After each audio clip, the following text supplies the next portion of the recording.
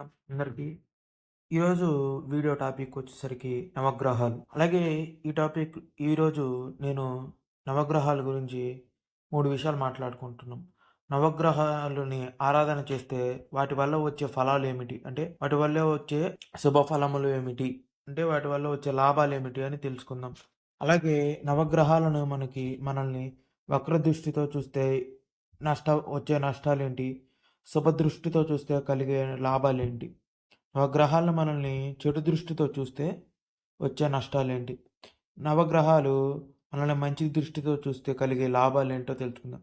అలాగే నవగ్రహాలకి పూజ అనేది ఇంట్లో ఉండగానే ఎలా చేయాలనేది కూడా తెలుసుకుందాం. ముందు ముఖ్యంగా నవగ్రహాలకి అధిపతి అయిన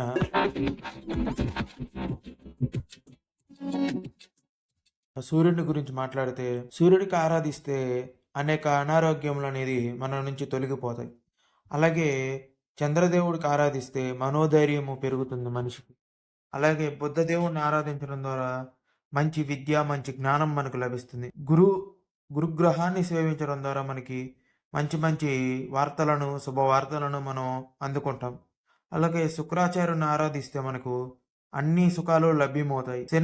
శనిదేవుణ్ణి పూజిస్తే మనకు దీర్ఘాయువు కలిగి ఆరోగ్యంగా మనిషి ఉంటాడు. అలాగే రాహువుని పూజిస్తే మనకి తక్షణమే అనారోగ్యం తొలగిపోతుంది.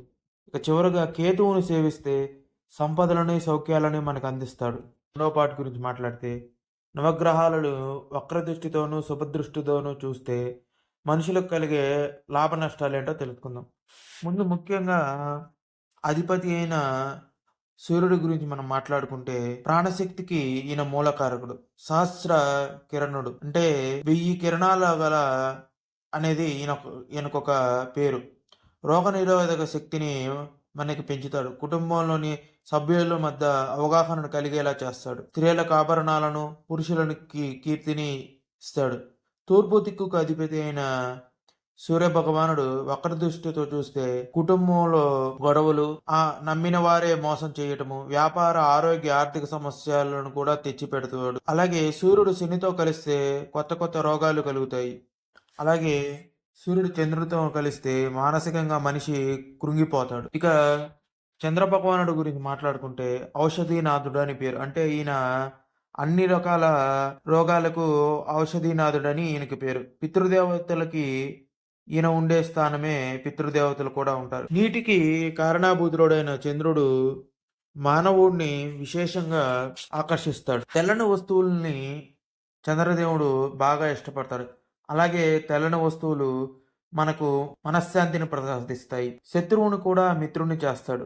కోపాన్ని, అహాన్ని నియంత్రించే అనేక అవరోధములు మనకు రాకుండా చేస్తూ మన కోపాన్ని, అహాన్ని సరైన సమయంలో నియంత్రించేలా చేస్తాడు. అలాగే ఇంట్లో ఆయన వక్రదృష్టి పడితే ఇంట్లో అనారోగ్యాలు సృష్టిస్తాడు. కుటుంబంలో ధన నష్టము, వ్యాపార నష్టము కలుగజేస్తాడు. అయిన వారిని, ప్రేమించిన వారిని, కలిసి ఉన్న వారిని విడదీస్తాడు. మూడవ గ్రహమైన కుజుడు గురించి మనం మాట్లాడితే, కుజుడు భూమికి పుత్రుడు. ఈ గ్రహ ప్రభావం చాలా తీక్షణంగా ఉంటుంది. గొడవలకి ప్రేరేపిస్తాడు.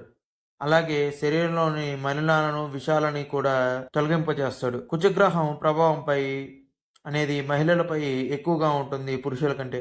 ఆవేశపూరిత నిర్ణయాలను తీసుకునేలా చేస్తాడు. అంటే ఆవేశంలో ఉన్నప్పుడే గొప్ప గొప్ప నిర్ణయాలను తీసుకునేలా ఈయన ప్రభావం చూపిస్తుంది. కామానికి, వ్యసనాలకి తొందరగా ప్రేరేపితం చేయగలడు ఈయన వక్రదృష్టి పడితే.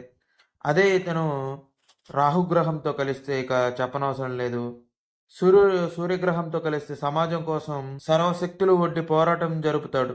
అలాగే వక్రదృష్టి వల్ల రక్త సంబంధిత వ్యాధులు వస్తాయి. కుజగ్రహం బలంగా ఉంటే మంచి ఉద్యోగం వస్తుంది. కుజగ్రహం యొక్క దోషాన్ని మనం తొలగాలంటే సుబ్రహ్మణ్యేశ్వర స్వామిని పూజిస్తే సరిపోతుంది. ఎందుకంటే కుజగ్రహానికి అధిష్టాన దేవత సుబ్రహ్మణ్యేశ్వర స్వామి. కాబట్టి ఈ స్వామిని పూజిస్తే మీకు మంచి ఫలితాలు లభిస్తాయి. బుధుడు తారాచంద్రుల పుత్రుడు బుద్ధుడు. అంటే తారాదేవి చంద్రుల యొక్క పుత్రుడు బుధుడు. వ్యాపారంపై, అన్నదమ్ముల సఖ్యతపై, కుటుంబ ఆరోగ్యాలపై తన ప్రభావాన్ని చూపుతాడు. మంచి వైపు కానీ, చెడు వైపు కానీ. అలాగే బుధుడు శుక్రునితో కలిస్తే తెలివితేటల్ని పెంచుతాడు. మనిషిని ఉన్నతులుగా చేసి లేదా పిచ్చివాడిగా చేసిన ఈ గ్రహణమే కారణమవుతుంది. అలాగే గొప్ప గొప్ప రచయితలకి, కవులకి, కళాకారులకి ఈ బుధ గ్రహం గొప్ప గొప్ప కీర్తిని అందిస్తుంది. బుధుడు వ్యతిరేకిస్తే మనిషి యొక్క బుద్ధి మందగిస్తుంది. రాయడం కానీ, పాడటం కానీ 2 కూడా రావు ఆ మనిషికి. అదే బుధుడు శనితో కలిస్తే అన్ని విషయాల్లో మనకు అడ్డంకులే లభిస్తాయి. శని, రాహువులు కలిస్తే తలకు సంబంధించిన సమస్యలొస్తాయి. బుధునికు ఆది దేవత శ్రీ మహావిష్ణువు. ఆయనని పూజించడం వల్ల ఈ గ్రహం వల్ల మీకేదైనా దోషాలొస్తే పూర్తిగా తొలగిపోతాయి. అలాగే గురుగ్రహం గురించి మాట్లాడితే ఇంట్లో ఏ శుభకార్యములు జరగాలన్నా, సంపూర్ణ శుభప్రదం కావాలన్నా ఈ గ్రహం యొక్క శుభదృష్టి మీ మీద చల్లగా ఉండాల్సిందే. గురుబలం మీకు లేకపోతే ఎంతటి మీ శక్తి సామర్థ్యాలున్నా మీరు వెనకకు పడిపోవాల్సిందే. మీరు ఎంత గొప్ప పని చేసినా వెనకాలే ఉండిపోతారు మీరు. అలాగే ఈ గురుగ్రహమే మనిషి యొక్క అన్ని అవలక్షణాలను దూరం చేస్తూ ధర్మ నడవడికకు అంటే ధర్మంగా ఉండడానికి అవకాశం కల్పిస్తుంది. అలాగే గురుగ్రహానికి అధిదేవత బ్రహ్మ, అలాగే అధిష్టాన దేవత మహాశివుడు. ఇద్దరిలో అధిష్టాన దేవత మహాశివుని మీరు పూజిస్తే గురుగ్రహం యొక్క దోషం ఏమన్నా ఉంటే మీకు తొలగిపోతుంది. శుక్రాచార్యుని గురించి మాట్లాడితే భృగు మహర్షి యొక్క పుత్రుడు శుక్రాచార్యుడు. ధనానికి, సుఖాలకి, కీర్తికి ఈయనే కారణం. అలాగే ఈ గ్రహమే మనిషి యొక్క కామాన్ని శాసిస్తూ వీర్యాన్ని వృద్ధి చేసేలా చేస్తాడు. కాబట్టి ఈ గ్రహం యొక్క ఆశీస్సులు లేకపోతే మనిషికి సుఖం అనేది ఉండదు. అలాగే వాళ్ళు అనుభవించలేరు.